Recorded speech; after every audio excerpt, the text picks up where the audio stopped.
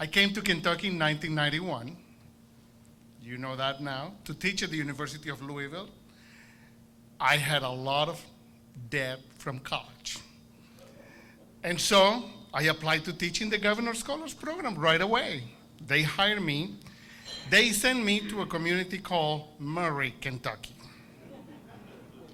I asked around my people in the university, where is Murray? And nobody knew at the time. Well, I traveled my 4 hours to Murray, Kentucky. When I arrived there, some people said, it's not the end of the world. I thought, but you can see it from here. Remember that? But I loved it. I loved it. And since then, I thought this is going to be one summer to pay for things I owe. I stayed with the program. I went to Northern Kentucky University with the program and so on. So I now serve as the executive director. And many of you have probably heard about the Governor Scholars Program. It has helped me, as Kristen said about her, it has helped me to find out who I am. As a Hispanic and a professor of literary studies, I always go back to Don Quixote. Everybody in this world thinks that Don Quixote is a crazy man. We are crazy, even crazier to read 1,000 pages about him. But when we readers take on those 1,000 pages, we forget that within the first 40 pages of the work, Don Quixote says, I know who I am. And I know I can be whomever I want to be. Well, that is my philosophy, not only in my life, but that's the philosophy that I instill in the minds of our Governor Scholars. And that is exactly what we do during those 5 weeks. When the Governor Scholars Program opens the doors of 3 sessions this summer, we have opened a total of 77 campus sessions on 9 different college settings and 32 summers. This is our 32nd summer. As the program marks this important milestone, it is important to reflect on all the ways the program has helped Kentucky's future, how we have helped those bright minds to grow, and we do that in conjunction with 2 other schools, the Governor School for the Arts and the Governor School for Entrepreneurs that was created a year ago. Behind the creation of the program is the idea of promoting an enriching educational program for the bright youth of Kentucky. That's what the Articles of Incorporation say. Philosophically speaking, the purpose was described in an article in the New York Times in 1983, and I'm going to quote just one thing here that the New York Times said about Kentucky's program that year. It is created to open up to the brightest youth a world of possibilities that might otherwise remain closed to them. Now, in practical terms, many people believe that the program was created to keep in Kentucky our best and brightest. That's a myth, but we like it. During the summer sessions, we strive to build a strong base of intellectual, academic, artistic, entrepreneurial, and social experiences within a community of learners. All participants, without competition in any aspects of the program other than the selection process, they exchange ideas, they discuss topics, they brainstorm for solutions, they develop projects with the help of a diverse group of faculty. Our faculty come, half of them from high school and half of them from college. Some of them understand discipline, Some of them understand lecturing, but we try to get away with that division. It's not about college, it's not about high school, it's about education. And so we come together to cooperate in creating a better future for ourselves, for our community, for our state, and perhaps for our world. The mission of the program from the beginning was to enhance, it has been to enhance Kentucky's next generation of civic and economic leaders, a goal that is accomplished, as Kristen said very well, by providing models of educational excellence. The philosophy that supports this mission is predicated upon the fact that bright minds generate bright ideas. They are still 17 years of age, so we have to have rules and regulations. In order to succeed in the very competitive selection process we receive, after all high schools in Kentucky have weeded out, have done their competition, at the state level, we received about 2,060. This year's number was 2,060, and we have this year 1,100 spots. So our acceptance rate is about 55%. The selection process, it's not only about academics. 30% rewards the GPA, the standardized test, the difficulty of course loads and all that. But that's only 30%. You can have a 4.0 and don't make it here. We are looking at the whole individual, the whole person. The student profile, which is very important to us, is 30%, and it includes extracurricular activities, service, and honors. Then they have a writing entry, teacher recommendations, and so on for 100%. In the history of the program, I don't remember anybody making beyond 86 in the competition. And because for us, numbers mean nothing really. And we don't tell them where they fall in the competition. They want to be governor scholars. Once they are selected, we forget about these numbers. As a result, the GSP is committed to involving participants from every corner of Kentucky, becoming in turn a model of educational excellence for the people of the state, serving not only as a summer oasis. We may have been created as an oasis at the beginning, but over the years we have become an irrigation system that spreads the waters of knowledge across our Commonwealth. For each of the last 5 or 6 years, the GSP has been very proud to include students representing all 120 counties of Kentucky. And it's based on population. So the more populated the county is, the more scholars they have. We come together to create a community of learners. Now, balancing no grades, no tests, a lot of educational activities, convocation speakers, and so on, it is not difficult with these type of students to create a balance. We are not an academic community. Certainly, academics are very important to them and to us, but we create an intellectual experience. They can learn outside the classroom. I was talking to one of my former scholars here, Andrea Sanders. She went to NKU when I was a campus director, and she said, "You were my ballroom dancing instructor." Yes, I was their ballroom dancer. The campus director teaches ballroom dancing. They don't know that I'm not perfect, but that's okay. You take risks. And when we go and talk about risk, it's not violating rules and regulations. It's taking intellectual risks. Our bright minds need to take that next step to take that risk to be successful. So take ballroom dancing and dare to do it.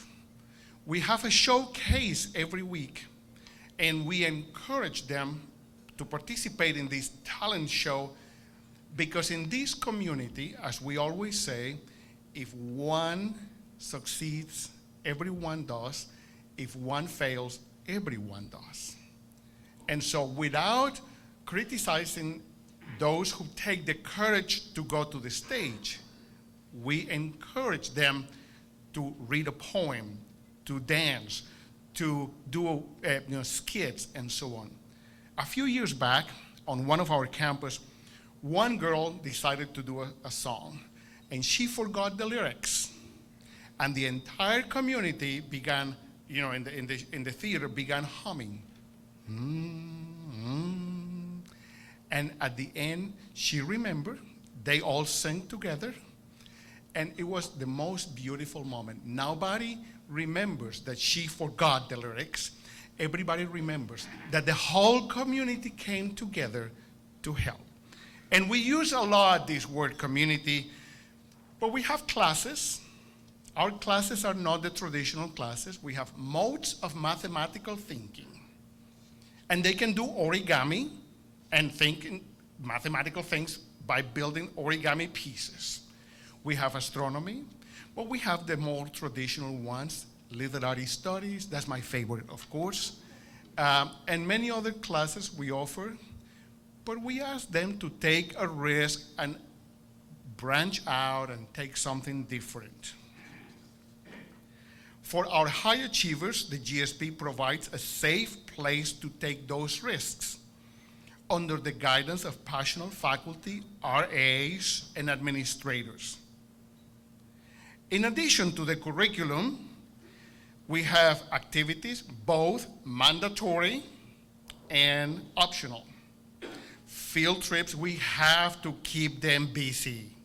No matter what, they are very bright, but if you don't keep them busy, because they cannot use their cell phone, people ask us, how can you enforce that rule?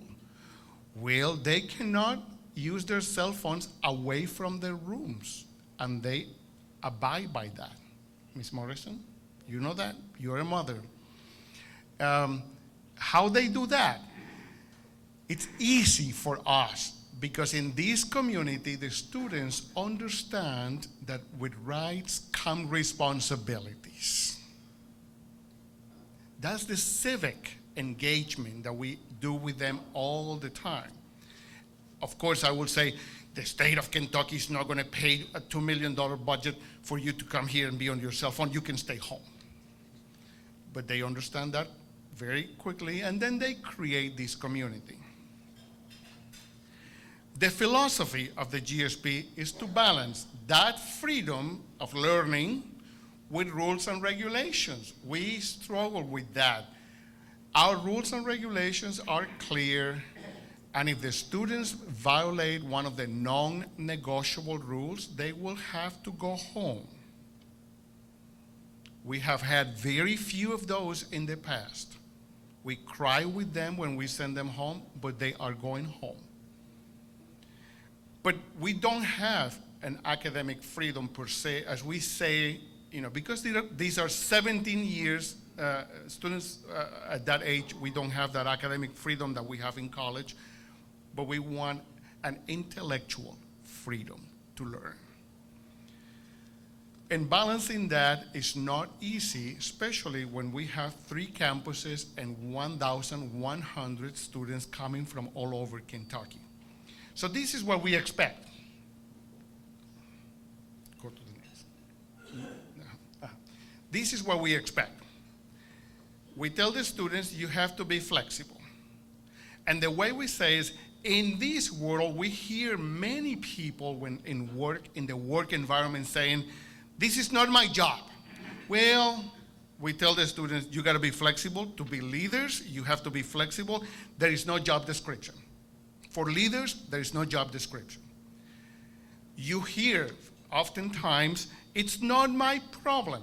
Well, for leaders, you got to adapt. It's not my problem, no, it's Yes, it is our problem. Be creative. It's not my fault. Well, for leaders, and many of you, you know this, there is no time to blame.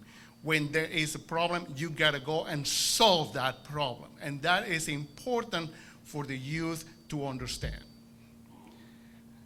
And oftentimes, you hear from people, it cannot be done.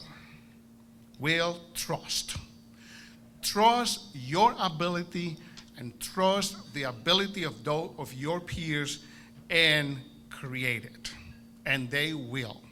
And that's the important those are the important messages behind our philosophy.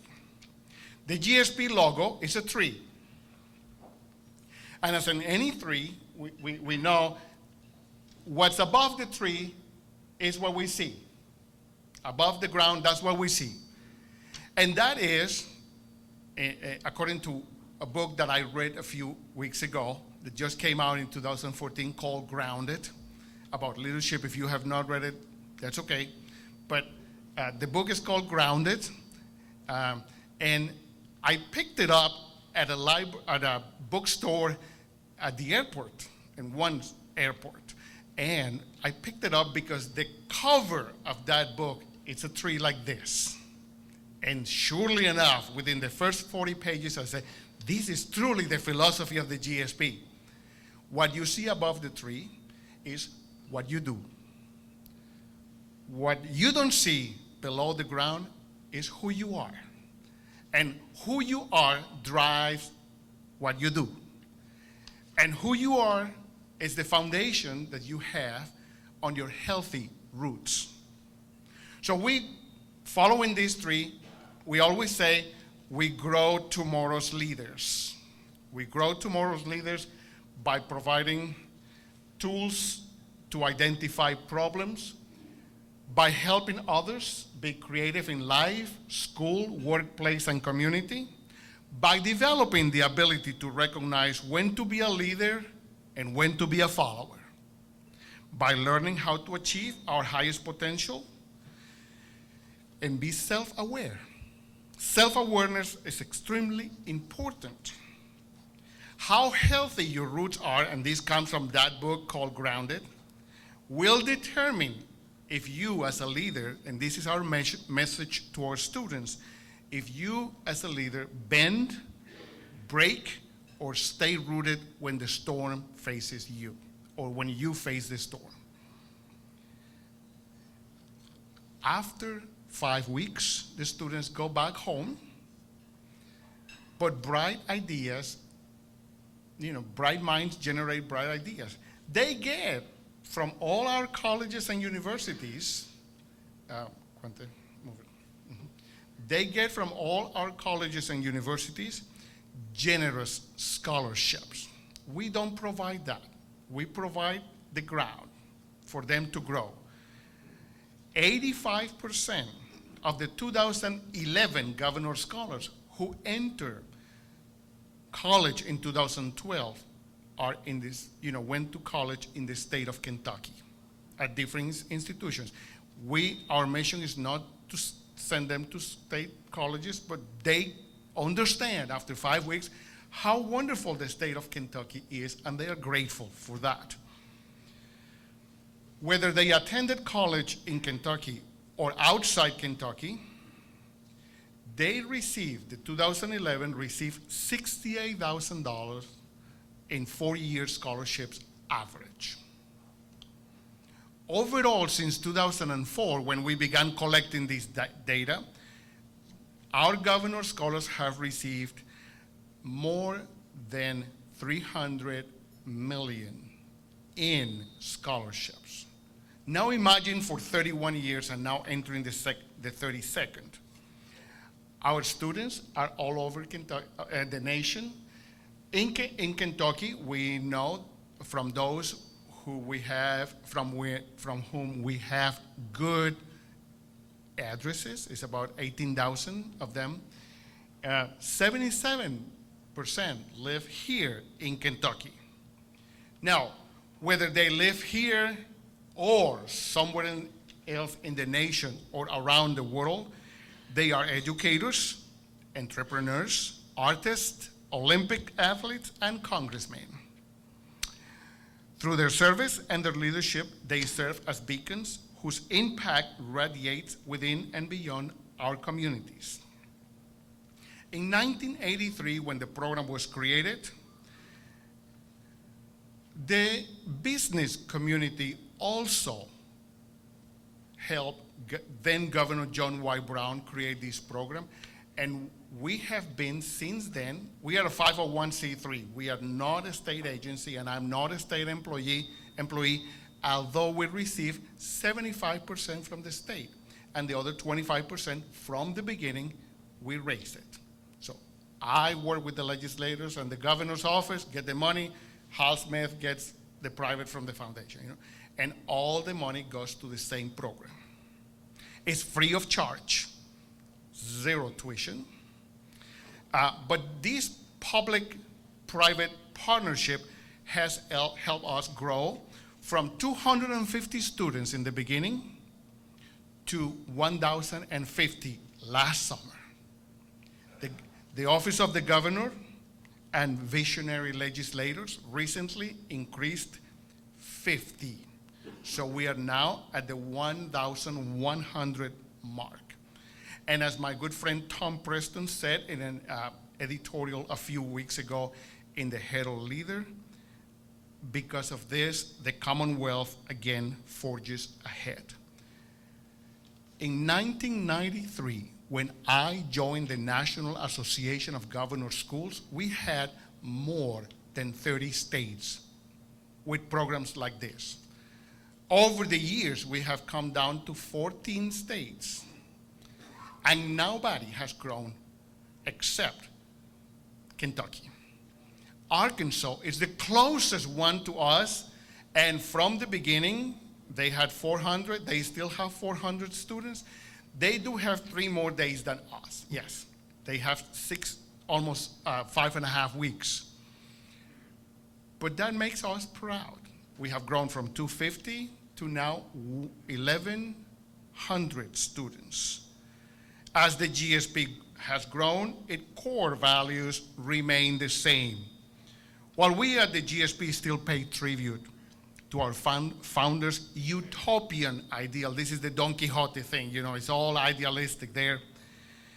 We're also cognizant that extraordinary intellect is most valuable in its capacity to effect positive change, and that is what we want to teach these students. When the program opens, I opened 1 campus last week, I will open 2 campuses this weekend. We will welcome our next generation of leaders representing all areas of the Commonwealth. Eastern Kentucky, 23%. Western Kentucky, that it's not the end of the world, but 23%. Central Kentucky, 25%. Northern Kentucky, 12.1%. And our beloved Jefferson County, which is a region in itself for the Governor's Scholars Program, 17%, with representation from most of the high schools, private and public, in our own area. I live in Louisville, so in our own area. In looking to the future, some experiences, as Kristen said, are transformational. The Governor's Scholars Initiative is an example of such experiences that change participants' lives. Whether in business, arts, education, or in civic and economic matters, the mission and goals of the program address the future of our communities in the Commonwealth. In doing so, we honor our past and adhere to the educational legacy of academic and intellectual excellence that we have inherited from the visionary leaders that created the GSP. As I always say, it's not high school and it's not college. It's education at its best. Thank you very much.